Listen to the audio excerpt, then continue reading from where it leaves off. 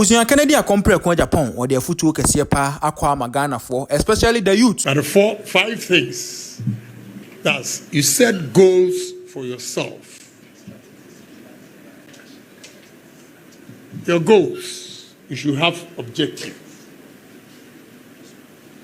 The objectives, you should have strategy. And the strategies, you should have plans. How you plan it and how you execute it is the activities.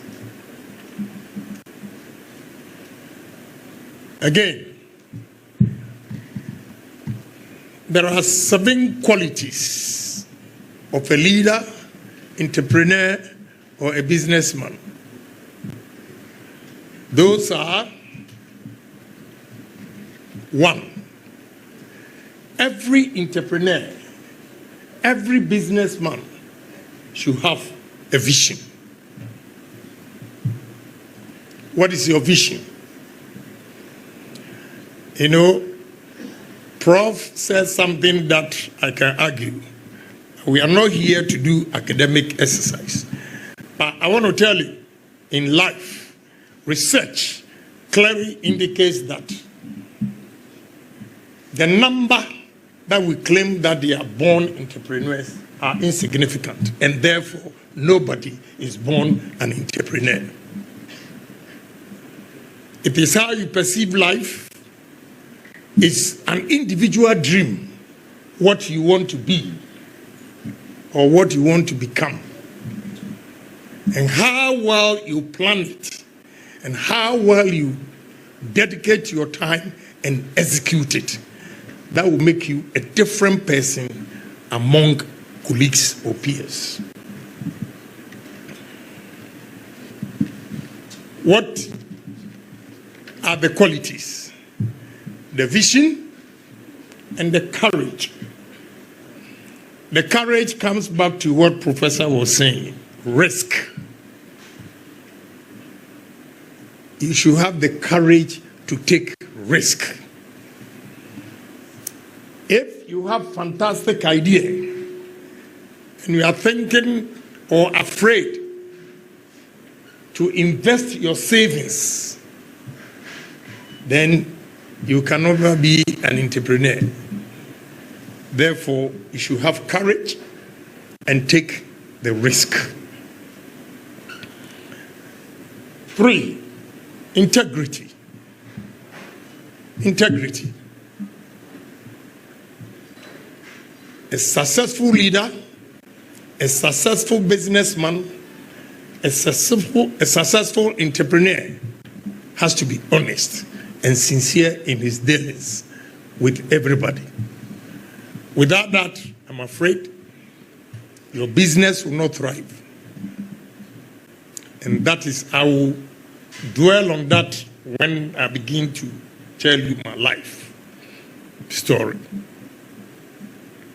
Humility is the 4th one.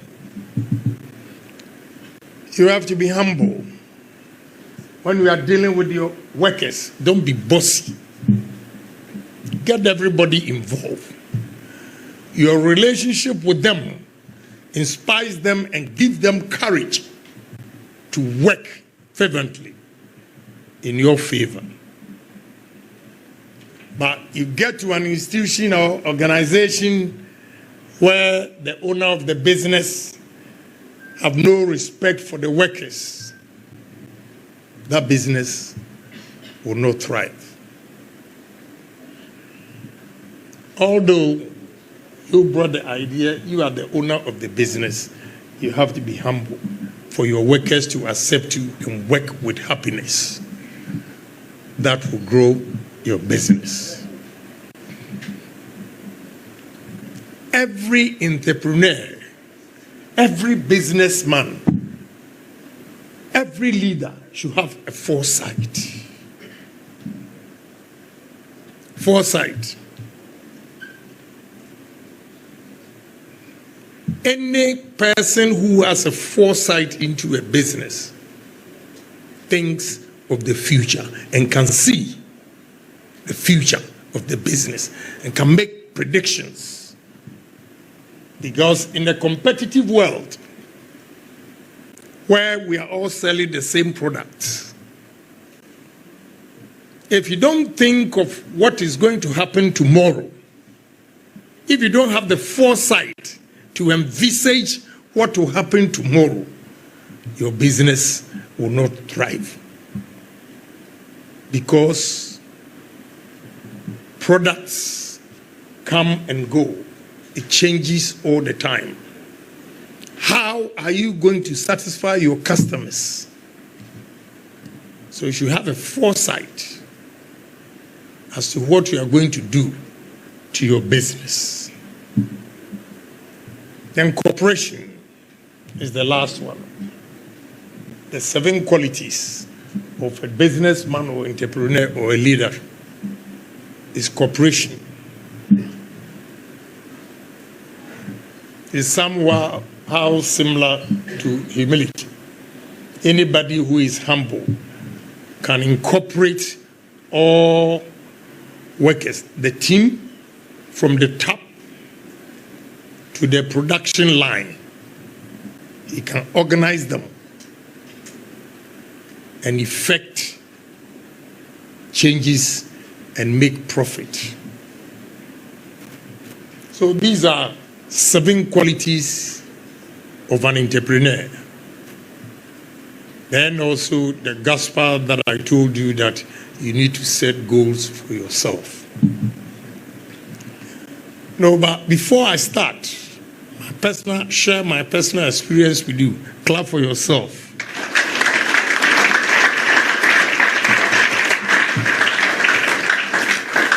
Students that have traveled far, University of Energy and Natural Resources, Kwame Nkrumah University of Science and Technology, College of Health, Yamfo, University of Mines and Technology, and Catholic University of Ghana.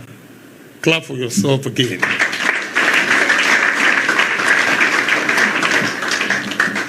It tells you you are a dreamer. It tells you you have a foresight. Today, I've performed 2 functions. Kennedy Agyapong, the politician, at Kintampo, and I'm here, Kennedy Agyapong, the businessman or the entrepreneur. Combination of both.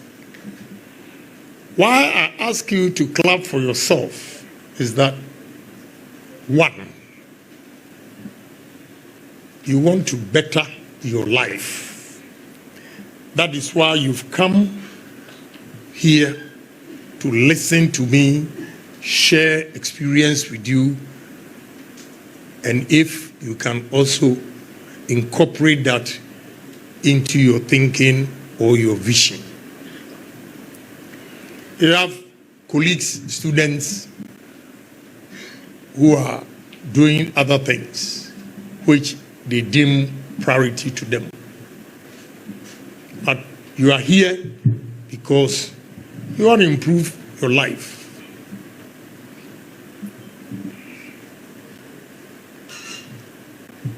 Sorry, forgive me. Sunyani Technical University 2 is present. Let's clap for them. So we have 6 tertiary institutions here. And I'll say you are doing the right thing. You know what? You've heard of Kennedy Agyapong, Kennedy Agyapong, Kennedy Agyapong. Kennedy Agyapong was born into a poor home, a village that was not in the map, Adom, in Central Region. Those days, to go to secondary school, we call something common entrance. You have to pass before you can go to secondary school, or SHS. A village boy from Adom. I went to Adisado College. Oh boy. Yes. I went to Adisado College and with my chop box and trunk. That time the road was bad. It was so dusty, Prof. So when I got there, you could tell that this guy is a fool. My hair was brown, the eyelash, everything. So one senior looked at me and called me, "Hey, come here." I went to him and he asked me, "What is your name?" I said, "Kwame Agyapong." "Where are you from?" You know, I did not even say Asin Dompim, because as for Asin Dompim, it's west. So I said Asin Fusu.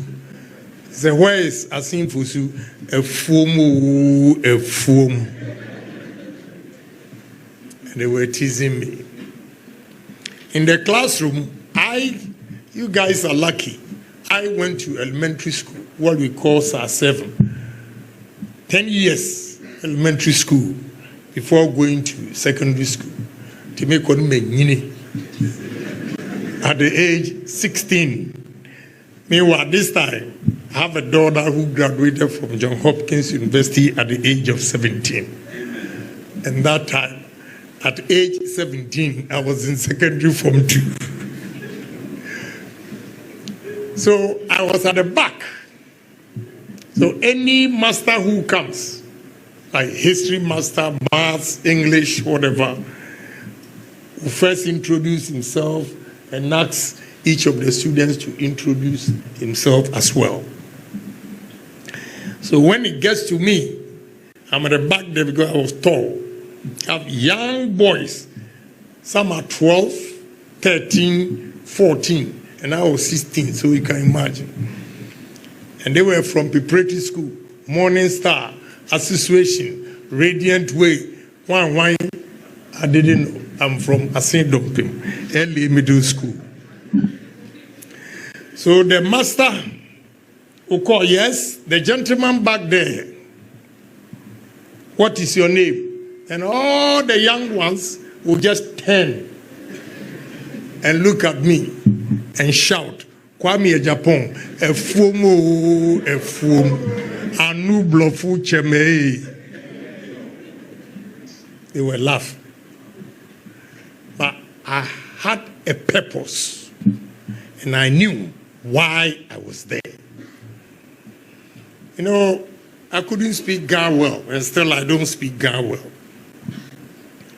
But this one I understood. You know, you get a ziat and you visit girlfriend. You had Holy Child, Wesley Girls, Agri mix, National mix, and some will travel as far as Mfansimano to go and chase women.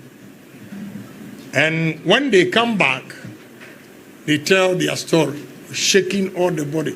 Today, chick, 4A, I saw the mole, and they'll be talking. That time, I'll be washing seniors' clothes. I didn't have a chance. And again, you need a spotless white shirt to go to Holy Child or Wesley Girls to talk to a girl. I was from a poor family. How am I going to get that? So I didn't even bother. And even the English, when you meet the woman, you have to think of what you are going to say.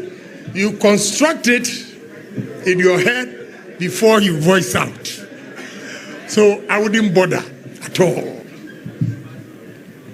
But we continued, struggling. And here we are today. I can tell you, that poor boy from Adom, I can proudly say that this time, there is nothing that will go on in Adisado College that I will not be involved. God has done his part. I have also done my part.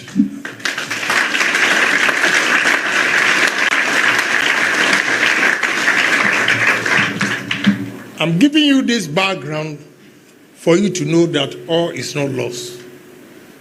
there is hope. There is hope. And I said this at Kintampo.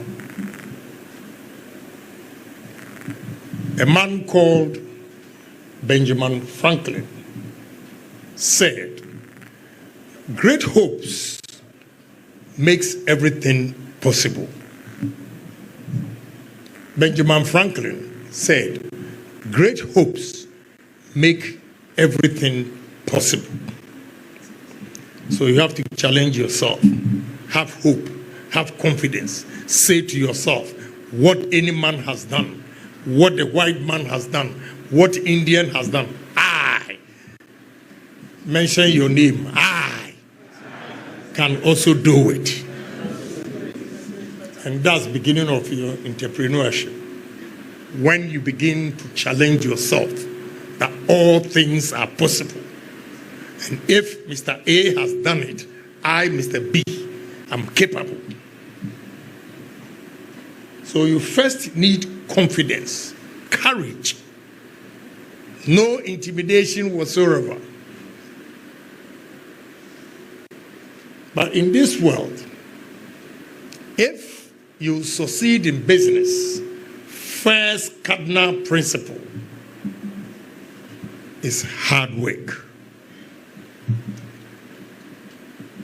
Second, honesty.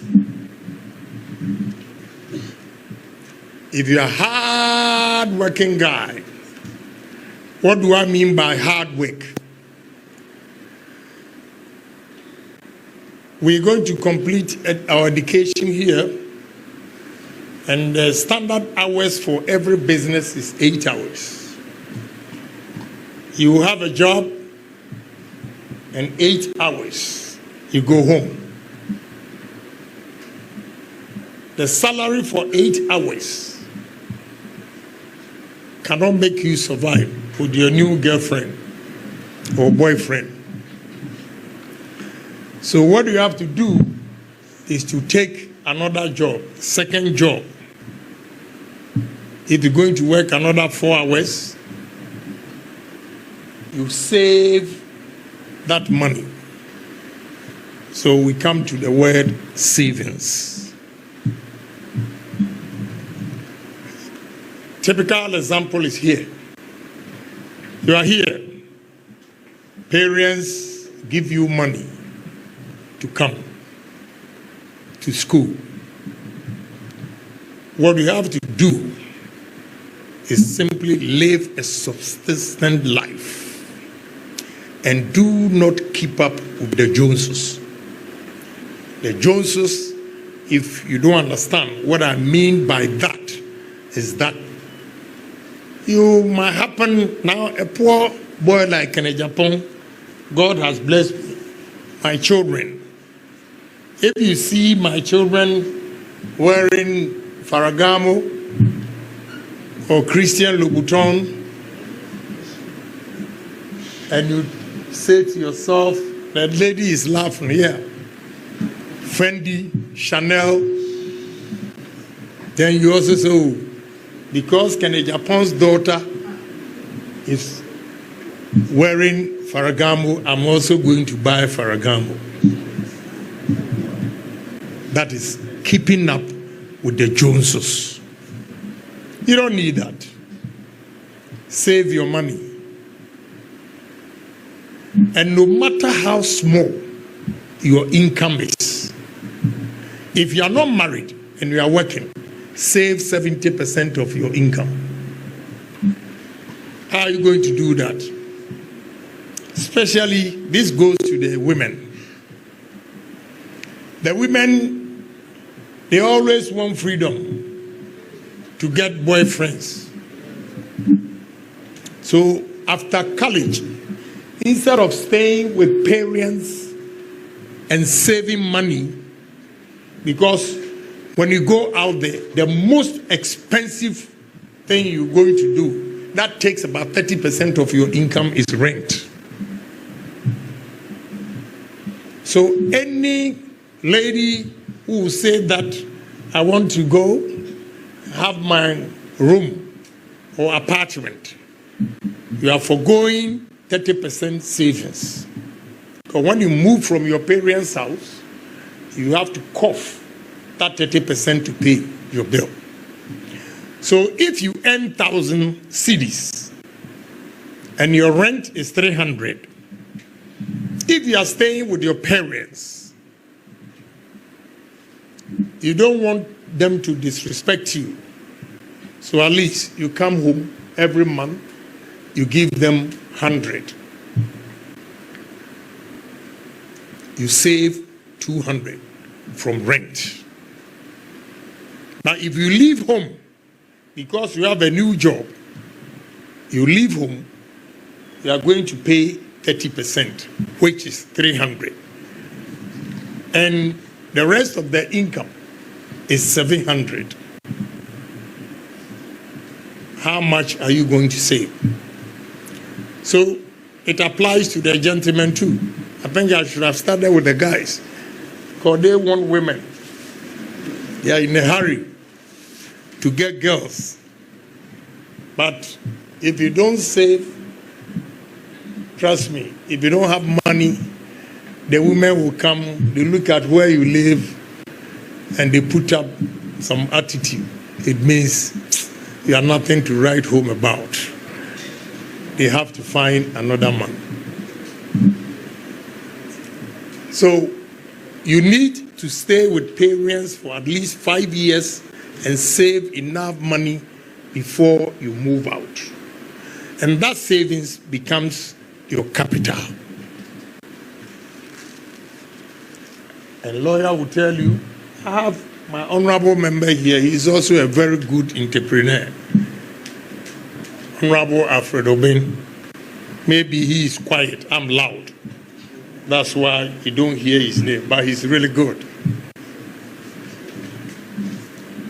In life, to succeed in life, the most difficult thing to get is capital. That is why I'm stressing on savings. When you save and you have enough capital, or you have certain amount, you have a dream to establish a factory. Don't go big. Don't go big. Start the business small and grow it. And one day, you ask yourself, am I the same person? Because the first question people ask me, those who don't know me, ask, how did you make it? I told them, savings. I'm here to tell you my story, to encourage you, to inspire you, that you can be somebody. Say to yourself, I'll be somebody. I'll be somebody. Because if Kennedy Agyapong, I was hawking on the street. Every vacation, my mother was selling on a table in front of us, Mr. Donko's shop. I go and collect some of the items on the board, go around and start shouting, going around. Yes, pick a chocolate, tatra, nazet, yes, raw. Yes, pick a chocolate, tatra, nazet, yes, raw. So what makes you think you cannot do it? A PK seller. I have Rolls Royce, I have Bentley, I have Maybach, you know.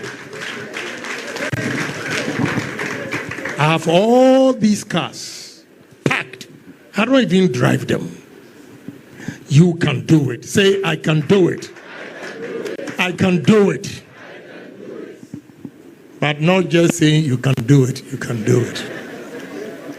A dint of hard work, honesty, ability to save. And when you accumulate capital, some people, Prof was describing, they are afraid to take risk. So the money will be sitting in the bank. Every month when they get their balance, they are so excited. You are not going to do well. you need to take risk and invest the capital.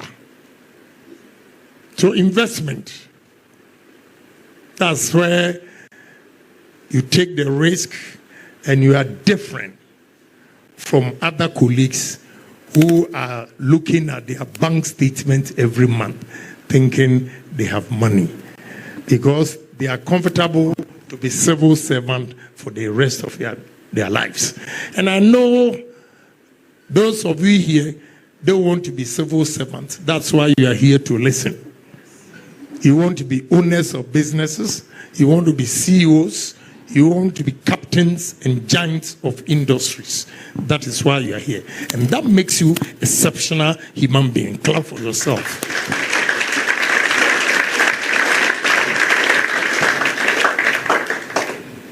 You know, you might not take it seriously, but go back to your dormitories, your homes, and reflect soberly all the nonsense the speakers we have said to you. And you see that in real life, it makes a lot of sense. So this is the beginning of your entrepreneurship. The practical experience. As for Prof is giving you the academics, I have a brilliant lawyer also giving it. And they force me only to be practical. But I can also do academic exercise. Because you need to combine both to succeed.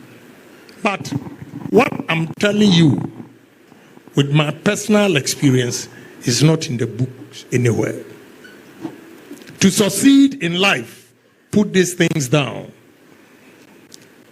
This side of the world, when you establish a business, no Jesus Christ anywhere. No family member anywhere. No ebusuapanyini anywhere. If you build your business alongside your family, you are bound to collapse. Our culture, what is different in this side of the world is our culture. Our culture does not help businesses here because when you read books, the entrepreneurship, it tells you the first thing, when it strikes your mind that you have to fire your worker, don't go back. You have to fire him. But this side of the world, they will bring a pastor to come and beg. They will bring your mother, oh, Kwame, ne mame ya me nyonko pa, me nene started life. Rubbish. No, I'm serious. Because businesses have collapsed because of our culture. You can go to Harvard. You can go to Yale. You can go to any of the Ivy League schools. The culture and the mindset of Ghanaians, our attitude towards work is not taught over there. This you acquire through experience. That is why I'm sharing with you. If you want to be a different person, then please try and do away with culture. What we can do for your family is that you build your business, and when your mother needs money, put her on a salary and pay her just like you pay your workers. Your brother, pay him, same. Leave them out of your business because they will collapse your business, and you that toil to raise capital to establish a business. Anytime there's an issue at home, you are the first to be blamed and not the one who squandered your money. You, the builder, you are always at fault because family members think you are rich and therefore they are entitled. That entitlement is not in the books Because a white man doesn't think you are entitled, and therefore, if you make a mistake in his business, he's not going to fire you. He'll fire you. So you guys, the culture in this country does not help our businesses. One academic exercise that I forgot, let me go back to it. The challenges of you and all of us as Ghanaians is access to capital. And you are fortunate that Professor has a link to help some of you to get capital. Access to capital is our challenge in this country.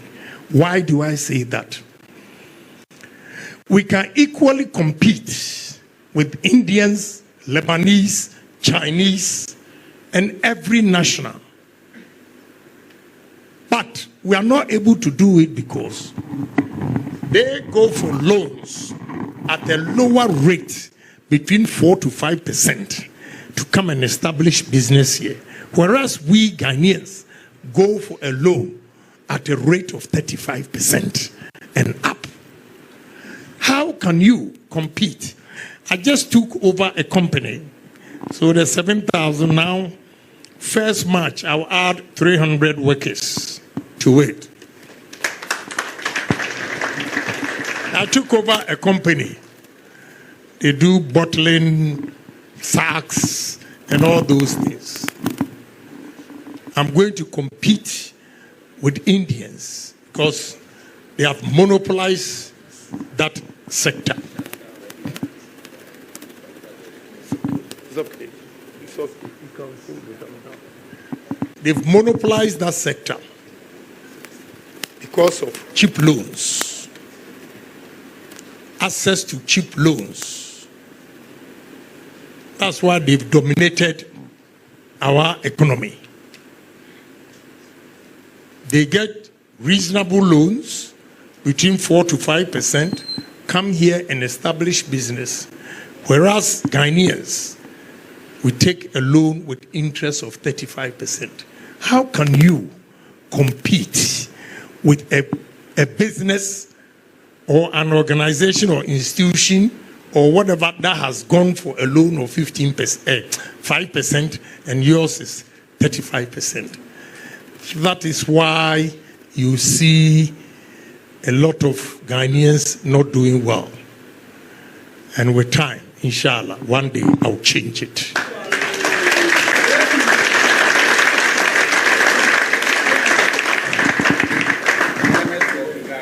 You know, so access to capital is our challenge that we need to address. Again, to succeed in life, young men, you have to be honest in your dealings. A lot of Ghanaian businesses are also not attracting partners because of dishonesty. Read my lips. I'm not afraid. I'll tell you the truth. Because of dishonesty, Ghanaian businesses are not attracting partners. Partners meaning strategic partners with money that can invest into our business because we are not honest. Prof was telling us about partnership. With my experience, Prof, it's not easy to go into partnership with Ghanaians. They go out there, especially if you are a minority shareholder.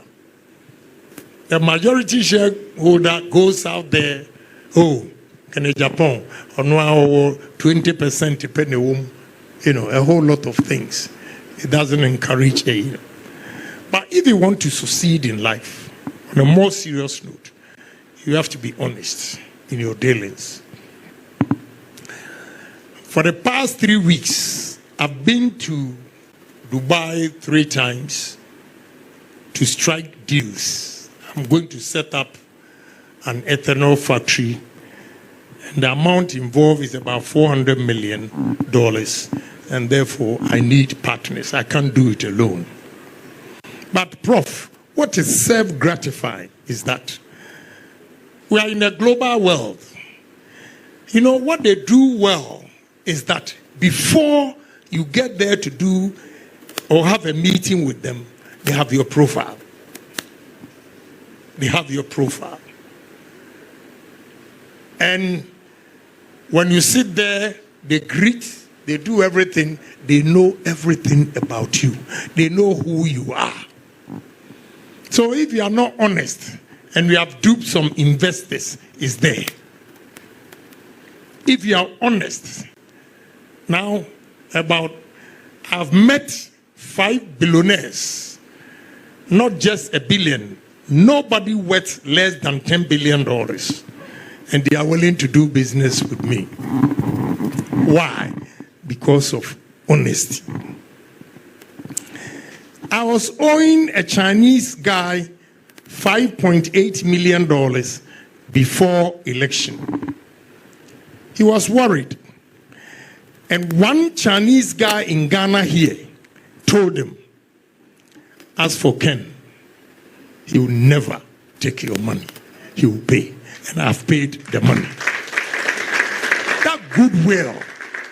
That goodwill alone is money. When it's out there, black and white, that this man is honest and sincere, everybody is prepared to deal with you.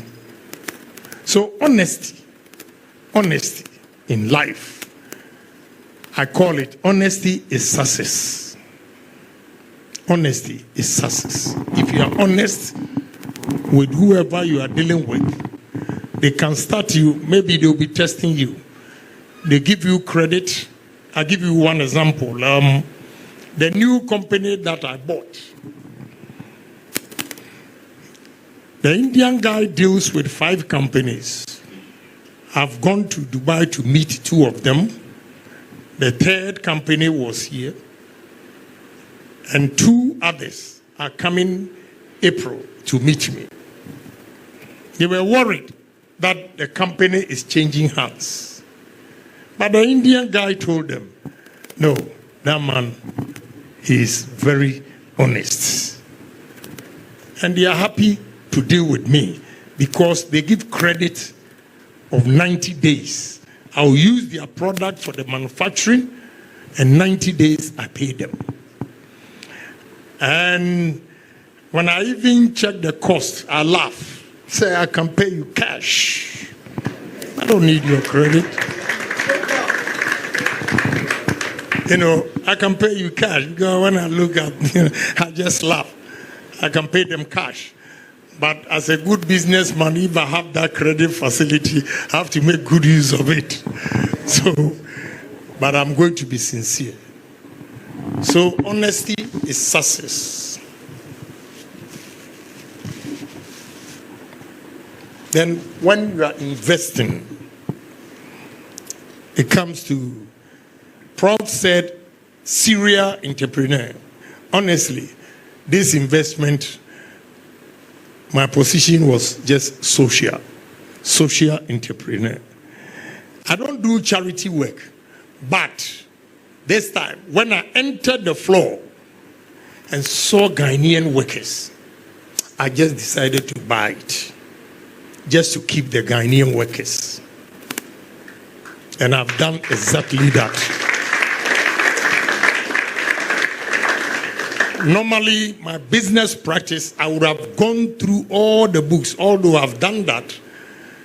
Because of Ghanaian workers that I saw on the factory floor, factory hands, I just gave 50% of it. No, I gave him 70% of what he's asking for before I even started going into his books. So I was not serious, I was not anything. This one was social. But trust me, I will turn it around. So young men and women here, I know the place is hot. I'm talking too much. I would have given you a lot of details. But first thing you need is hard work. Second, savings. Third, the honesty comes before the savings. But savings come before honesty, because if you don't have the savings, you can't do anything. So hard work, savings, capital, investment, honesty. These 5 thematic areas, if you follow it, you excel. You'll be a different person among your peers. You should always have the drive. Ask me, how did you make it? And I'll tell you. Me, my success, I always turn my negatives to be positives or blessing. Because me, I succeeded in life because of women who disappointed me. I don't feel shy, I'll tell you. I had the brains, all right. Economics, girls, the vacation, employment, prof. When they come to my house, they become so disappointed and they leave. You know, so one day, a girl dogged me and I told her, Janet, one day I'll be somebody.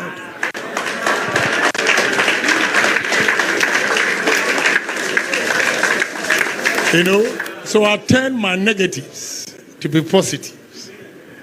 And one day, it came to pass. I was in London, British Airways flight. Then I was at the first class. She was at the economy. And between the first class and the economy is the business class. So I didn't see her, honestly, but she saw me. And she wanted to come from the economy, go through business class, and come to first class. And they stopped there. But I didn't know. I came to the business class because I had a lot of friends there to chat. Then I saw somebody waving. I realized it was her. I went to her. Then she said, oh, I wanted to come to first class. And I said, Janet, have you forgotten the story about the rich man and the Lazarus?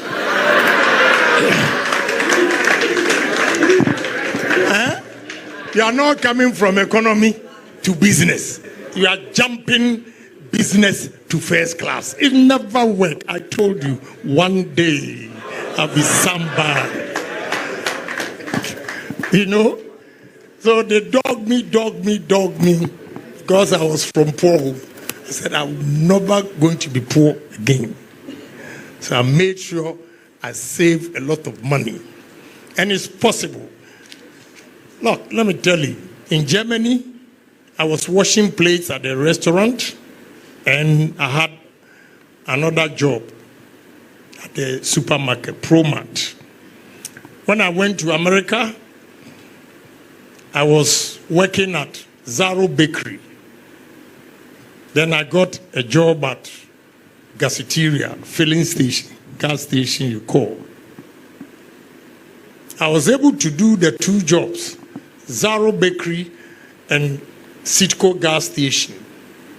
And the Citco gas station, I start 10 p.m. to 6 a.m., Monday to Thursday. Then Friday, 10 p.m. till Monday morning. And I was making $285 from gas station and $120 from my main job, which is the bakery. But a combination of the two, a guy with no green card that time, making 400 and change was a lot of money. That time, the Ghanaians who were citizens were working at hotels, Waldorf Astoria, Hilton, and all those things. And sometimes they come back home 8 hours drinking Old English, Core 45, Budweiser, and all those things. That time when they were drinking Budweiser and all the cold drinks, I was working at a gas station. I saved money and I bought my first taxi. And that taxi, every day, I saved $100.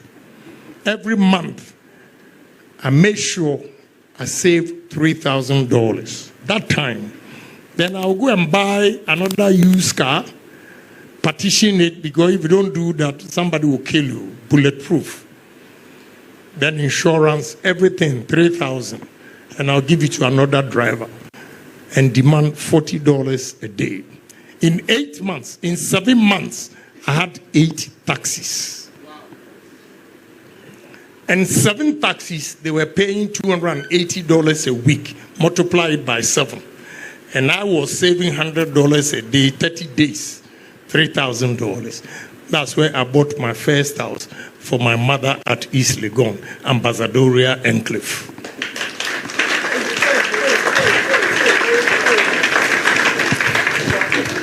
You know, I challenged myself. I didn't look back. I didn't say that I was born and bred into a poor home and therefore it was not possible. I challenged myself and said to myself, it is possible. What any man has done, I, Kennedy Agyapong, can do it too. And here we are today. So I'm not shy to tell you where I'm coming from. I'm saying this to inspire you that all is not lost. I look at your faces and you guys are lucky in life because you are very young. I went to Fordham University at the age of 33. And when I was going to Fordham University, I had $1,145,000 in my account. And I have built on it till today. So I'm sharing this with you to encourage you that all things are possible. If you put your mind to it, you put in dedication, commitment, work hard, save money, you can postpone the saving, today's expenditure for tomorrow. Okay? Because that is where I argue with the keeping up with the Joneses, buying this and that. I was staying, this is the last example I'm giving you, in the Bronx. We were 4 gentlemen staying in 1-bedroom apartment. And that 1-bedroom apartment, meaning a living room and a bedroom. In fact, the owner of that apartment is from Dumosia, here. I won't mention because they are very popular. And 4 guys were staying there. But they locked the bedroom because the owner had a water bed. That time it was big. A big deal. Water bed in the room. So he didn't allow us to sleep there. So 4 guys were in the living room sleeping in couch there. Then Sundays, like Friday evening, the owner of the hotel, his brother, was having about 8 limousines that time, will come to the apartment with a beautiful black American girl. Then they all high, they are on cocaine. So you can imagine when they are having sex, you could hear them. I'm giving you practical experience. You guys think, oh, Kennedy Agyapong started and that's it. No, I've gone through hell. Then whatever they were doing, you could hear. Sometimes, Prof, you think your colleagues are sleeping, but when the noise going on, one will get up and go to the bathroom. So they all decided to go and rent their place. And listen, because I had 2 jobs, I was paying 50% of the rent for the 3 guys also to pay 50%. When they decided to go and rent their place, they were paying full amount. And meanwhile, I connected them to bakery, the bakery, Zaro Bakery, and they were making 120 because they want girlfriends. It costs them a lot of money. So freedom is expensive. And these guys, when they left, one guy gossiped and said, oh, Kwame dear, with all what Tommy is doing, he can't move from the place. He's cheap. Meanwhile, the apartment, our neighborhood was far better than where they've gone to rent. But this is what he said. And I told the man who told me what my roommate said. I said, go and tell him, the day I move from this apartment, I will not be going into an apartment. I'll go to my own home. And I did exactly that. Moving from 740 178th Street straight to Commonwealth Avenue, 624 Commonwealth Avenue. At the age of 28, 1988, I bought a house, 624 Commonwealth Avenue, $220,000, and I gave a deposit of $69,000. My house was next to Jennifer Lopez's mother. They were 622 Commonwealth, and I was 624 Commonwealth. You see, those colleagues who left because of women and the partners they want. Today, I have over 200 houses. Sometimes, when I'm going, I have to call my cousin Da Costa to go and show me. Yeah, he knows everything, you know. So I'll go. One day, a doctor wanted to rent my place at Race Junction. I went there about 2 hours. I couldn't find the house. So I had to call Da Costa. You see, that poor boy from Asindom, through dint of hard work and seriousness and sacrifices in life, here we are today, sharing my story with intellectuals like you. Say you can do it too.